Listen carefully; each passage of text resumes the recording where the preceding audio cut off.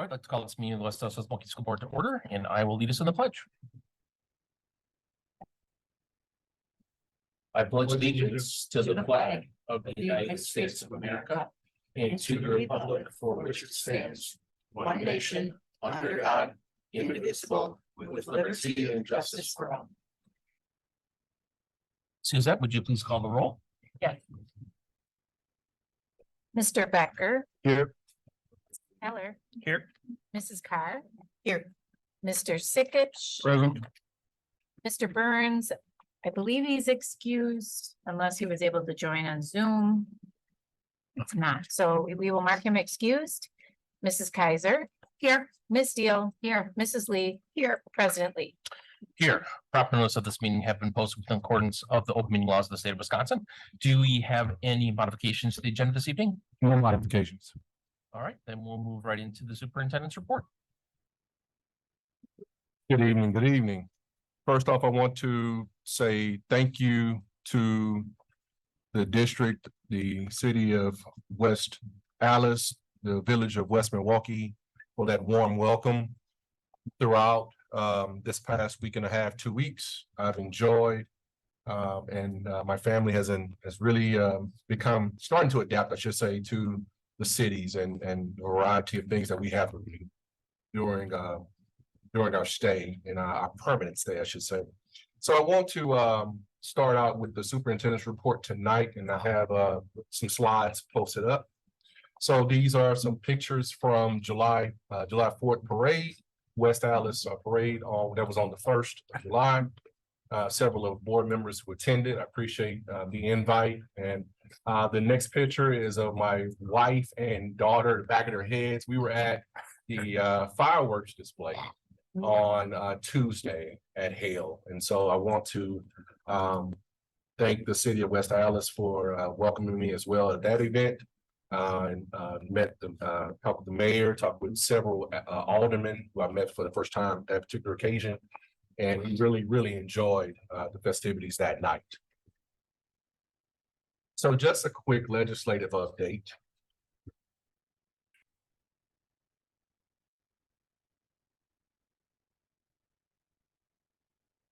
Governor's veto will provide the 325 per pupil revenue limit increase for next 402 years. And so Governor Evers utilized partial veto creativity similar to that of former Governor Scott Walker. Current Governor Tony Evers struck year numbers, letters, and words to create annual school district revenue limit increases of $325 per pupil for each year of the 23 through 25 biennium, and then for the next 400 years until the year 24-25. We'll have more information from Aaron later on, who kind of talks about maybe some of the impact that we'll have on us as he gives his report. So some district recognitions. We unfortunately have, I'll kind of talk about the closing of those schools, if I could real quick. Lane, Longfellow, as well as Madison. And there are several pictures that I've seen that captures these particular events. And, being a part of the community, I am reminded every day of some of the decisions. My neighbor said, "Oh, we closed Madison." And she talked about her four kids who all attended Madison. And she said, "But you know what? I think it's for the best." And so one of the things that we are committed to is providing a quality education programming for all of our students. And it was good to hear that from the community member, understanding the impact in a positive way that those closings are having. And at the same time, just keeping in mind that there are some traditions that are there that we definitely want to honor. And my daughter, who would have attended Lane, is also affected. And so just keeping it personal and having that connection with the community has really helped in kind of easing that for us in that conversation, because I am getting those questions and having some discussions. I do want to, I did have several shout outs. We'll go back to that particular one. And on this one, Steve Eichmann.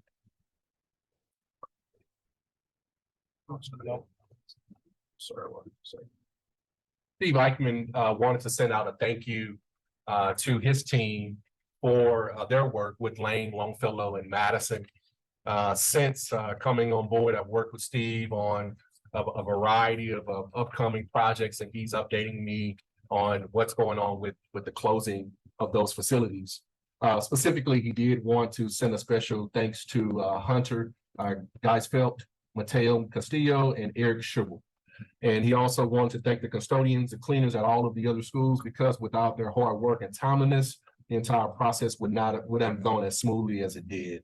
The maintenance team members assisted in all of the moves as well as deserved to be recognized for their efforts.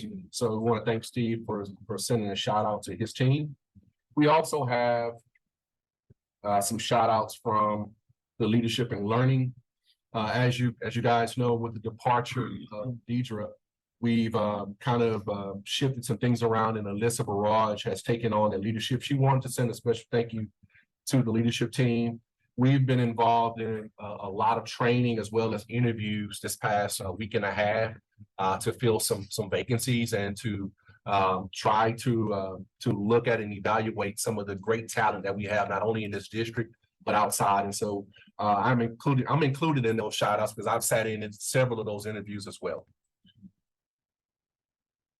And then recreation, Shelly Strasser sent out a thank you to all the administrative team of the rec and community service departments for organizing and marshaling the parade with over 80 units. There were a lot of kids out there, a lot. I could not believe the number and how long that string of students it lasted, several blocks. And so having the opportunity to be at the front of the parade and then walking the rest of the parade and seeing our students after I crossed the line was very, very much refreshing to see all of the involvement and activity within our district. So some other updates, I did create a video that kind of what I would say allowed the students to grill me of sorts. In March, during my first visits to the district, I visited Wilson. Wilson was one of those campuses, the schools. And during the visit to Wilson, Principal Pluto, she did not even bother to engage in a conversation with me. And I say that jokingly because she said, I want you to hear from kids.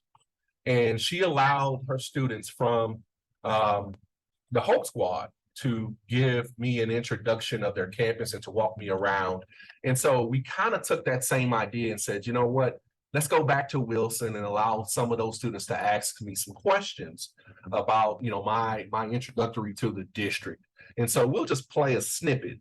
You should have received this on last Friday as a part of our Friday weekly mail out, but I just want to just play a quick snippet of that video.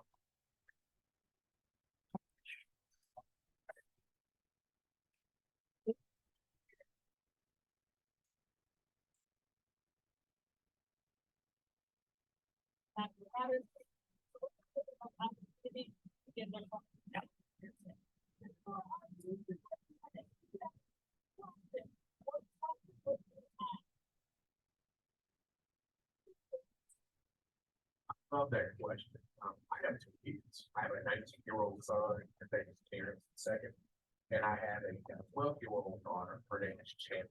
She is on next year as a 7th grade. Being a father, one of the highlights of my life, and I enjoy every single second. Over here,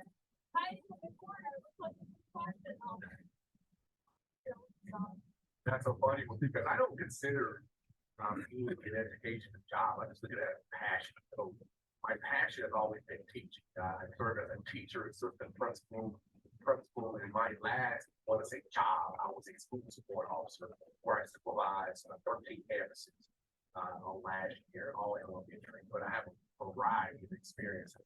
This is not a job, it's a passion. It's something I love. We can stop it there. So this is just a snippet of the video that was sent out to the community on last Friday. Want to note to you, as a note, the Friday weekly newsletter will be something that you will see consistently. I believe it's a way for us to communicate and to let everyone know what we're doing in the district. It will kind of sum up the week that's just passed. We have a new video we're going to be working on that's going to kind of describe sort of the direction that we want to go in and how we want to be inclusive as a district. We are made up of a lot of communities. It's not just West Milwaukee, it's not just West Allis. We're thinking about all the Greenfield and New Orleans of the world and making sure that we have a district that's inclusive of all.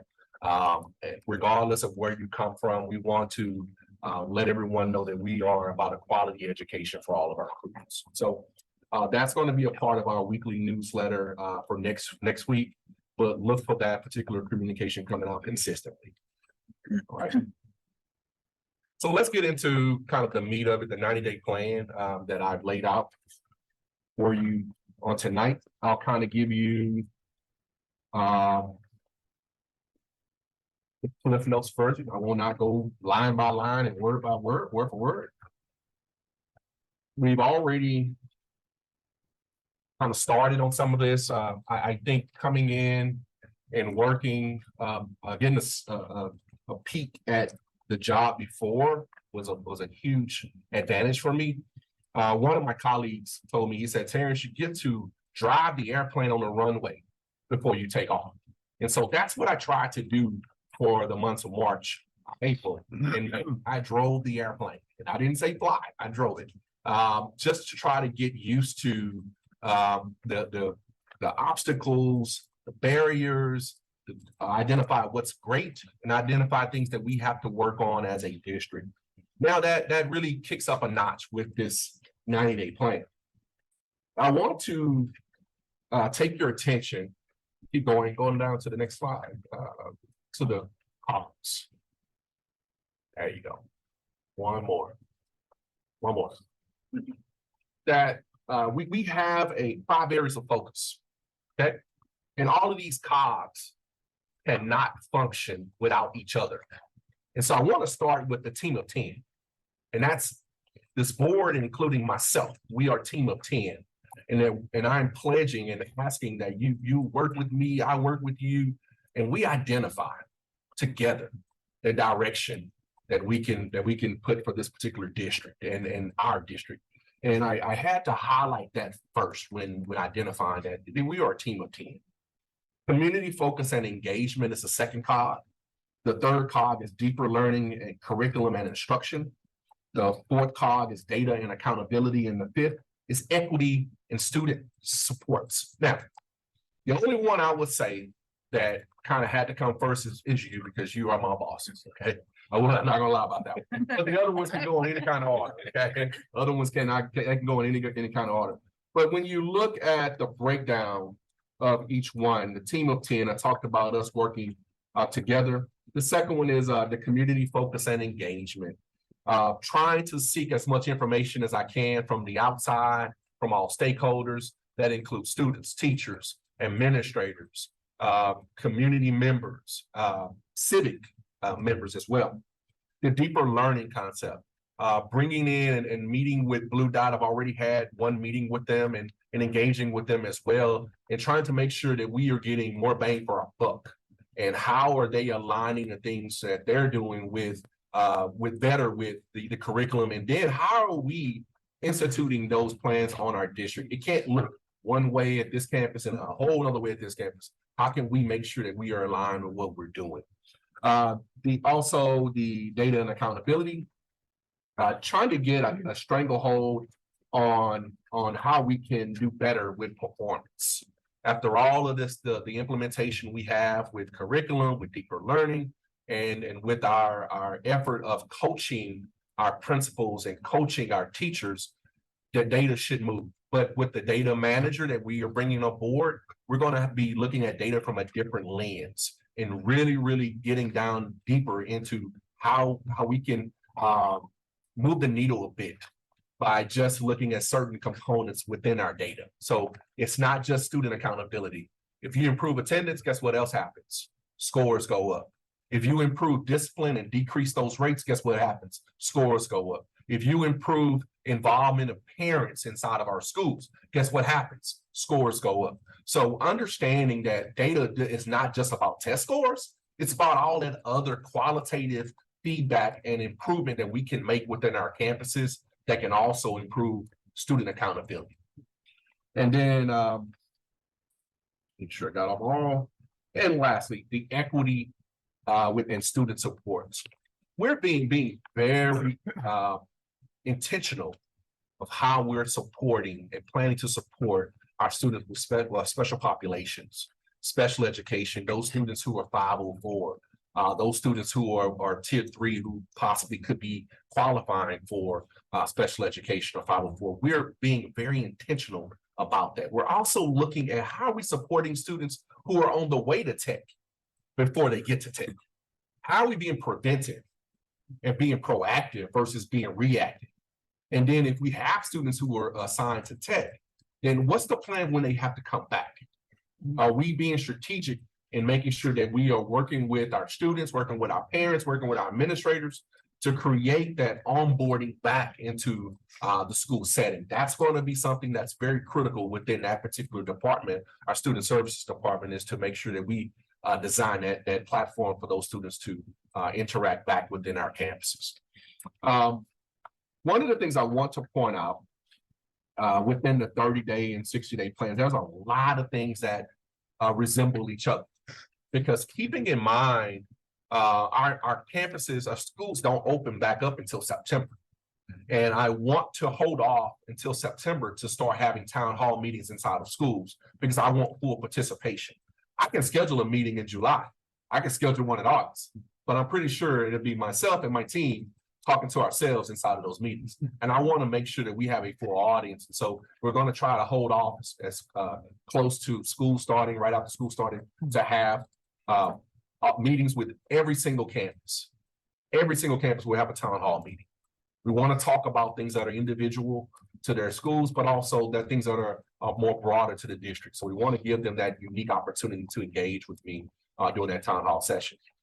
During that particular time as well, you should start to receive one-on-one meetings requests from me. I want to talk with you again. I want to revisit. We've already had one-on-ones with all of you except Mr. Sigich, who was avoiding me because he was in Florida on vacation. But now that we're all here, I want to revisit that, and this will be sort of a new tradition where we'll do one-on-ones. We'll have that sit-down time with you and just try to get to know how are things going from your perspective and how can I improve? What are you hearing? What are things that need to be worked on? And then just try to give you an overview of what we're working on as a district. So you will be in the loop and not be blindsided by things as they come about. Again, we talked about the weekly communication. That's going to be something that you will see that we're already including in the 30-day plan, 30 days of the plan.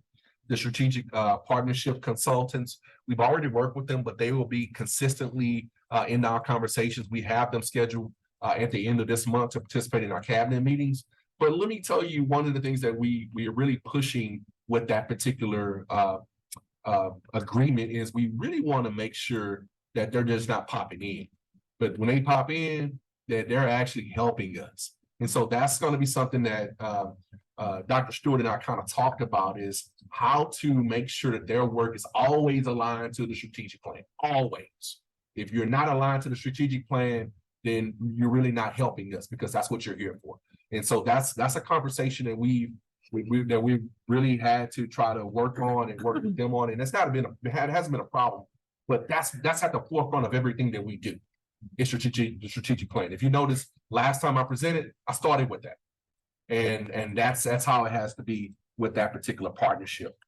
I'm visiting all of our campuses starting tomorrow. I'll be out in the field. Worked enough here. I gotta get out of here. Gotta get out of this building. And so tomorrow I'll be visiting some campuses, and it's nothing. I just really want to gain more information and get around people and have those conversations. I think that's some valuable information to gain. Weekly cabinet meetings. We've actually started that. It's been a month and a half now, I guess. But we started one-on-ones with cabinet members weekly, starting on last week, because there may be something that they don't want to talk about it. And that's their time to engage with me. I heard that as I was coming on, is they want more time to make sure that they're doing things in the right way. And it also allows us to kind of norm what we're looking at, if we're looking at the same things.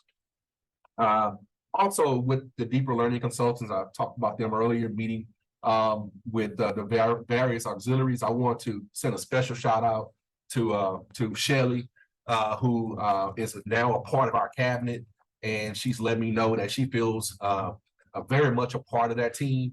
And I'm starting to regret that she is at times, because she has all kinds of jumps and stuff. But no, it's good to have her input. It's great to have her input, because she brings a wealth of knowledge to the table for us, and allows us to kind of see things from a different perspective, and how our programming can really improve. And it cannot just be, oh, it's Parks and Recs. No, this is part of the district. This is what the district does. And so that's something we specifically talked about in her one-on-one on the other day. Also, just making sure that we have a calendar for extracurricular events. We'll summarize any issues with personnel, and then we'll start to look at what that framework looks like for towards the 90-day plan and the state of the district. Let's go to the 60-day plan real quick. A lot of consistency from 30-day. A lot of this rolls over, right? But by that particular time, within 60 days, we should be really revving these town hall meetings up.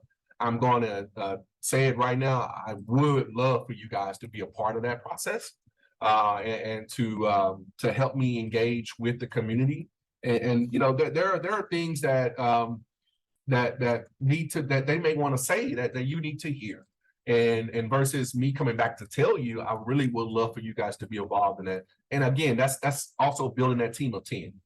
That is building that team of 10.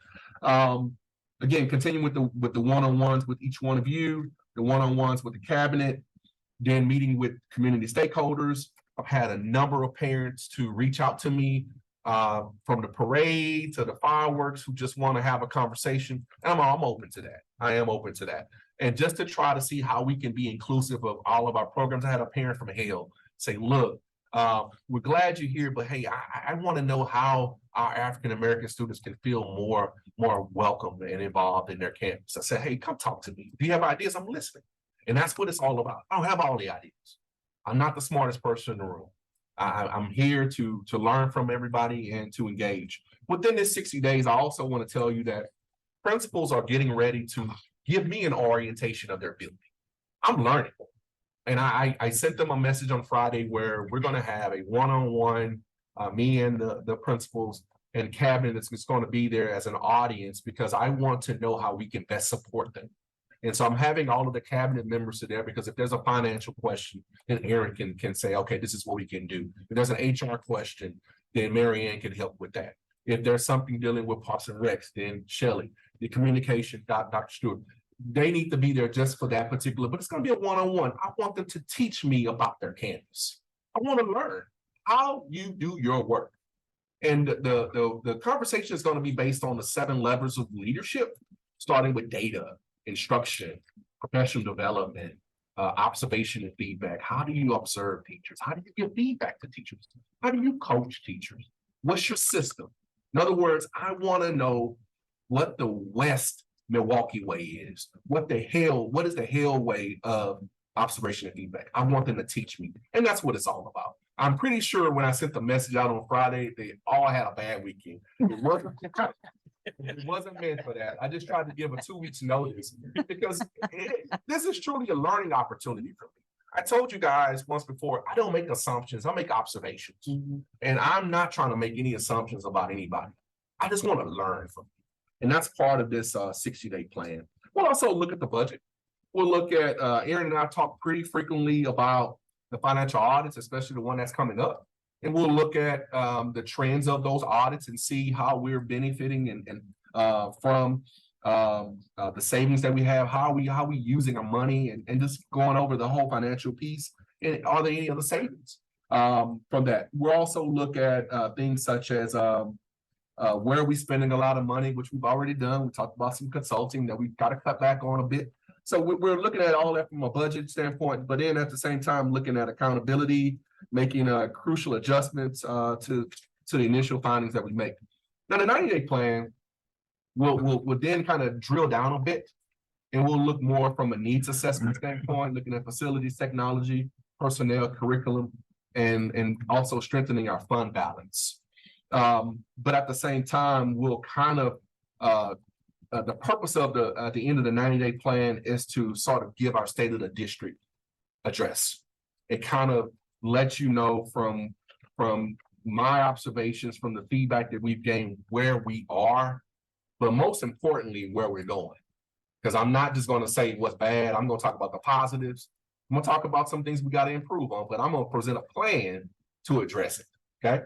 I tell people all the time, I'm having an open door policy. I love feedback. I love pushback. But when you do, you got to come with a solution, because otherwise you're complaining. And nobody likes complainers. And so I'm going to live by my own beliefs. I'm going to come with some solutions for you to take under consideration. In conclusion, I think the main thing is, again, getting back to our 5 core areas, the team of 10, community focus and engagement, deeper learning, looking at curriculum and instruction, data and accountability, and at the same time, the equity and student supports for all of our students. Most importantly, it's engaging the community.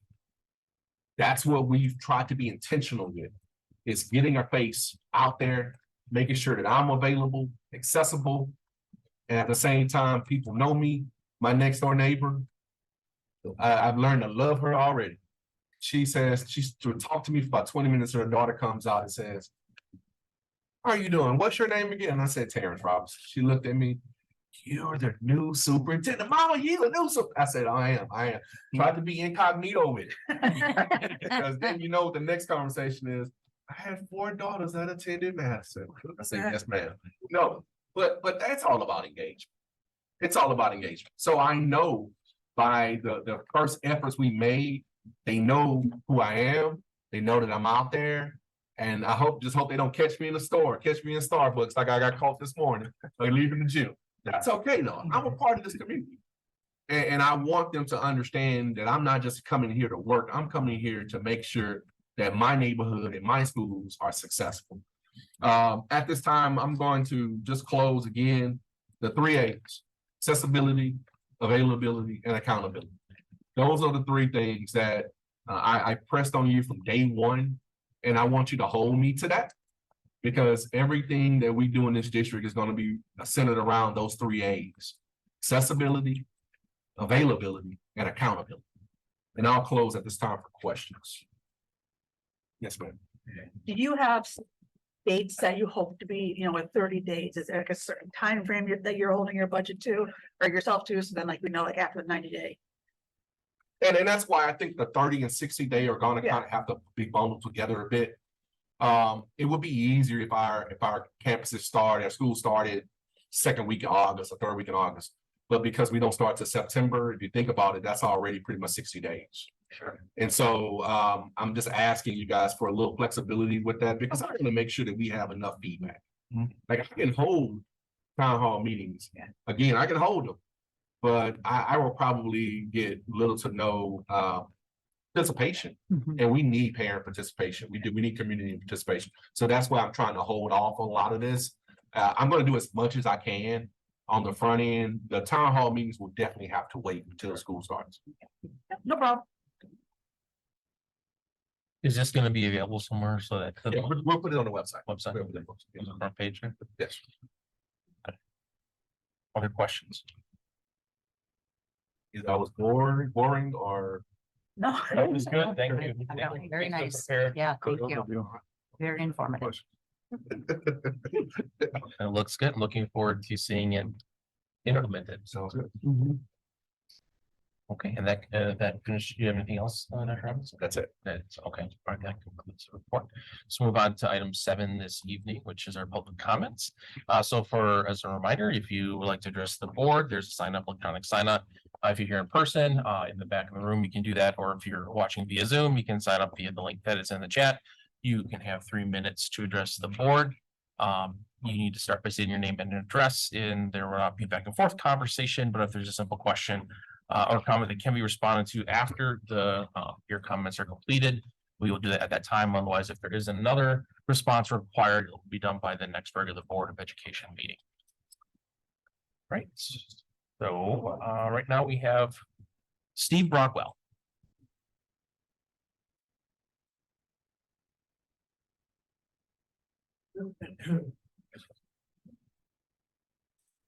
Steve Broadwell, 12965 West Ohio Court, New Berlin, Wisconsin.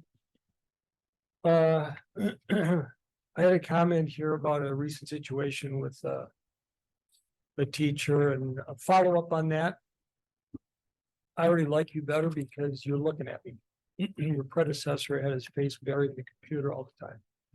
And I like I enjoyed listening to your opening comments there, and I hope that you can turn things around here, because as you said, when you were vying for the position, you said this district needs a lot of work, so I appreciate that. So anyway, I had my usual rip on the district comment, all prepared, but I'm not even gonna put that away because I don't want to be negative in my first face-to-face with you. I do want to apologize. When you were first here, I called you Mr. Thompson. And Dave Jesse corrected me afterwards. So anyway, I wish you the best of luck. You seem to be energetic. You seem to be genuine. You seem to have a passion for the job. It's obvious to everybody here that I didn't get along with your predecessor. I've got some issues with the fellow sitting next to you. I'm still waiting for an apology that the DPI said he owed me for shutting me down one day when I was making a comment, giving my opinion, and he didn't like my opinion. He made me sit down. So until I get that apology, we'll always have a problem. But I look forward to seeing what you do. I like the idea of the town halls. I like to use the word accountability many times tonight. And I don't know if this board knew what that meant until you used that word tonight. Too many instances with individual parents that I know that have had problems with this district, this board, and they've left the district, all the fighters. I mean, there's nobody here. I've been here for 2 years. I've been making comments since I became aware. I didn't know what was going on in the school district. I found out when I tried to help a fellow get elected. And every day I saw something different that I didn't like. But I'm going to end now, and I'm just going to say good luck to you. I would like your email address because I would like to send you an email with some of the issues that I've seen in the past. You're aware of what a lot of us see as problems in this district. And you may or may not appreciate my input, but I'd like to give it to you anyway. So I tried your last name and your first initial, kind of like everybody else, and that didn't work. So you got something else. But if maybe Suzette could shoot me your email address. So I wish you the best of luck and look forward to those town halls. All right, there's no one else signed up for public comment at this time, so we will close public comments and we'll move on to item 8, our report, starting with 8.1, review of the board calendar. So today is July 10th. We have a regular Board of Education meeting, and then our next regular Board of Education meeting will be on July 24th. And then our next regular Board of Education meeting will be on August 14th. So just so everyone is aware, there was originally a workshop scheduled for next Monday that has been canceled. We didn't have an item for that. So enjoy your free Monday. There are few and far between. And as soon as the school starts back up again, they'll be gone. So take advantage, do something fun. So with that, that's a review of the board calendar up until the middle of August. We'll move on to 8.2, our board committee reports. Only one this evening, 8.2.1, college and career readiness with Ms. Carr. The Life and Readiness Committee met tonight at 5 o'clock to discuss the following agenda items. The first topic was adding a non-voting student representative to the board. The topic was brought up because many districts have one, and we felt that it is a piece of the puzzle that we might be missing. And we discussed how we could choose the rep. Do we rotate between the 3 high schools? Do we have them fill out an application? Do we open it only to juniors and seniors? And question upon question. So again, we started that conversation though, and we would present this as an action item to the entire board sometime this summer, just to say, yes, you want us to continue this work. And then we would hash out all the details of it. First, just making sure that it's something that we want to pursue as a committee of the whole. Our next agenda item was an update on when the workshops will be presented to the board. Student services will be September 18th, and they'll have more of a lens of what will their goals be. And then the GDC workshop will be February 19th.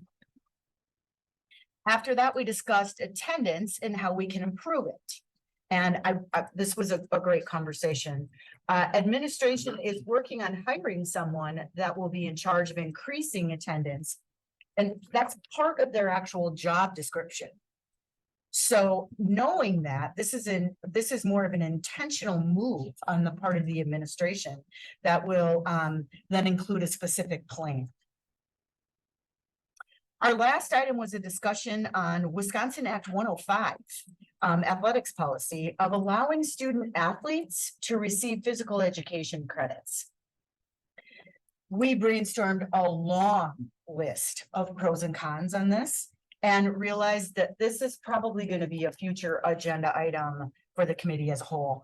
We had so many questions. We weren't sure we could really even move on without you guys. So it was something that we do want to pursue and talk about, but we're going to talk to Noah about making that maybe an agenda item for committee work.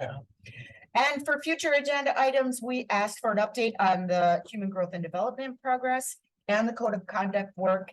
And those will both be addressed at the next meeting. And that is my report. Thank you. Thank you, Ms. Carr. Any questions for Ms. Carr regarding her report? For her or her committee? So I just wanted to clarify. So the question is there's a statute that basically says that student athletes can replace 0.5 credits of physical education with something else. So it's something that a school board may do. And so we just had we had a really good discussion around it, and we need to get more input from you all. So that's to clarify a little bit more in talking about if that's So something. it's not something we have to do. It's something that we can do, and other districts are doing it. And so we just wanted to know if maybe that was something we as a district might want to pursue. Yeah, so it sounds like if you want to get input from the entire board, like a good workshop topic to Yep. talk about, so Yep. you can bring up the pros and cons that maybe you've already discussed, and then we can talk about it as a whole group and say, and maybe have additional questions that we want to bring up. And just everyone's where this was brought to me by a parent in the district asking what our policy was. And then I asked the administration, I don't know, what is our policy? Do we have a policy that we don't?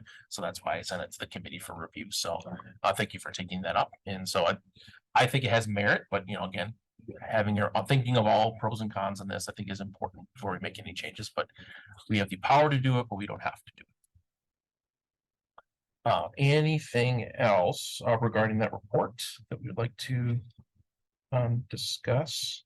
So for the, I guess I did have a question about the student reps. You said a future action item just to move it forward. Yes. Is this something else that before we get to an action item about that we might want to have a workshop on to discuss? We said there's how we want to go about doing it. We could just talk through that, and then the action item could be the actual parameters all laid out when we're doing it. Because Sure.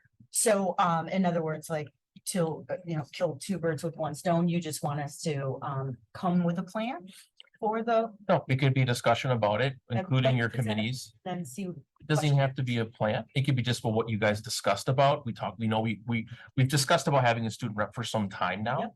And so I think, normally it moves through committee, but if the committee is like, well, I want to have more input from the rest of the board, Mhm. that's classic workshop material. Okay. And so I think that then we as a board can talk through what you guys talked about, maybe other questions or whatever that we might have. Mhm. And that would set out those parameters. So then the action item that comes forward when we actually take action on it would be, this is the student rep, this is how it's going to be decided, and then we can have that in place, hopefully, by the start of next school year, which would be great.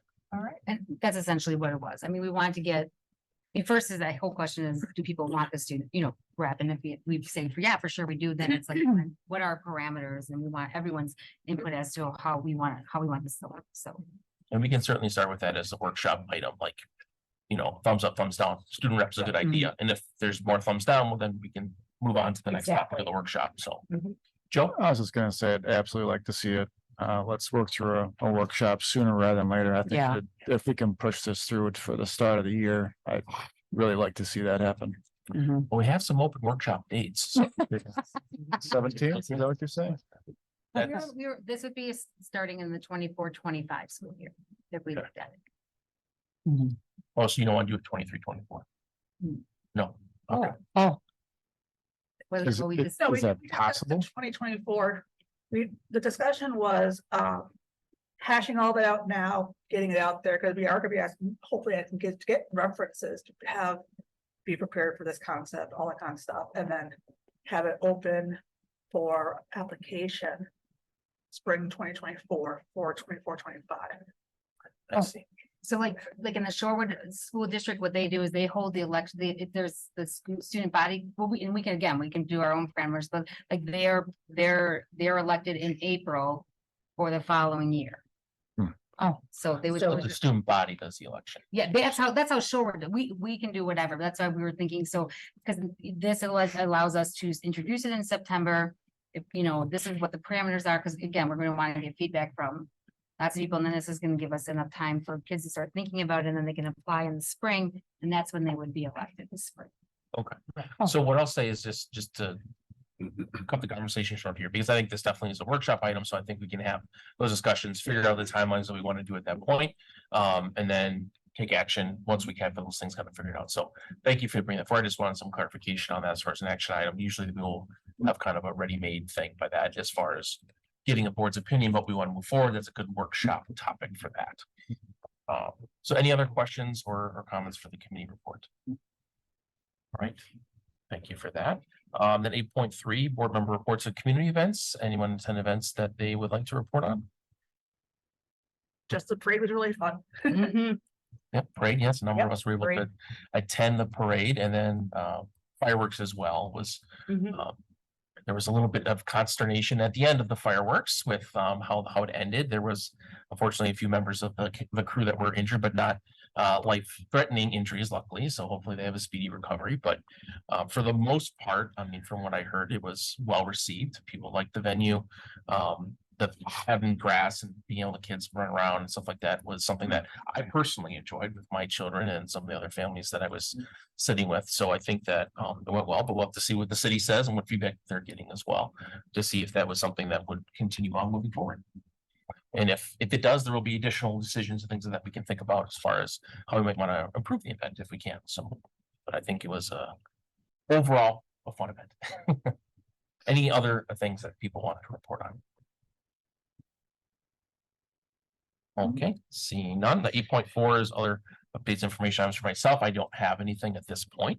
So move right on to 9, our consent agenda for this evening, starting with 9.1, approval of minutes from our. What? Oh, okay.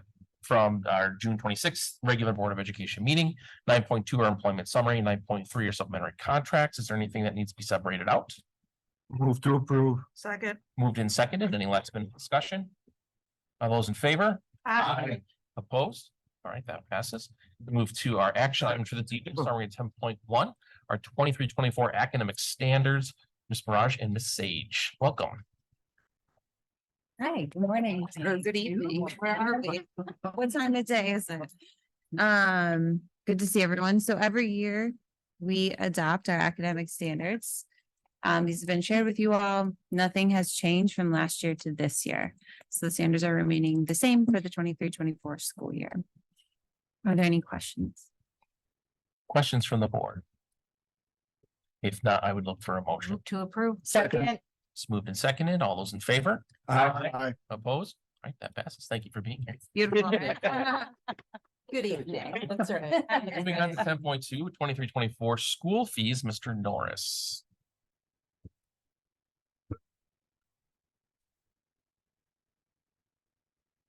That was the quickest approval ever. Sorry. I was Well, hesitant nothing to- changed and we Yeah. approved it last year. No, I know. Well, first I want to just welcome Dr. Robinson to the first meeting here with the school board. It's great to have you on board. And with that, I want to, before I talk about school fees, kind of hit on the legislative updates from the biennial budget quickly as they have impact here with school fees. So as you guys heard, and it's been the news, Governor Evers uses veto power to essentially get rid of, through the Vanna White veto approval that he has to the state legislature, to remove certain letters to allow the schools to have over 400 years of increases, which can be later removed by a future legislature, a future governor, obviously, but it does allow us and give us a lot of certainty, at least entering the next biennial budget, which, as we've all lived the past 9 months, has a lot of uncertainty and anxiety for our staff as well as our administration and board. So just want to thank the administration at the governor's level and just give us a lot of knowns to enter that. So with that, school fees for the 23-24 school year, it's an annual item that we discuss every year in July. And so this year, given the balanced budget and previous work with our students and staff, and also given the economy, we're recommending no increases for families. Questions? Move to approve. Second. Moved and seconded. All those in favor? Aye. Opposed? All right, that passes. And then lastly, 10.3 independent hearing officer resolution of expulsions. Dr. Robinson. Pursuant to Wisconsin statute, section 120.13, the school board of West Allis, West Milwaukee School District has authorized the use of an independent hearing officer for purposes of conducting student expulsion hearings. Attorneys Daniel Villette and Aaliyah Lowell have agreed to serve as the independent hearing officers for the remaining of the 23-24 school year, effective July 1st, 23. Again, the agreement is by statute. So we have the agreement in place and we're asking for the board to approve that. Okay, and this is a reminder, we had our previous independent hearing officer retired, so this is a new independent hearing officer for this coming school year. Any questions? Move to approve. Second. Moved and seconded. All those in favor? Aye. Opposed? All right, that passes. With that, look for a motion to adjourn. Motion to. Second. All right, all those in favor? Aye. Opposed? We are adjourned. Thank you very much, everyone.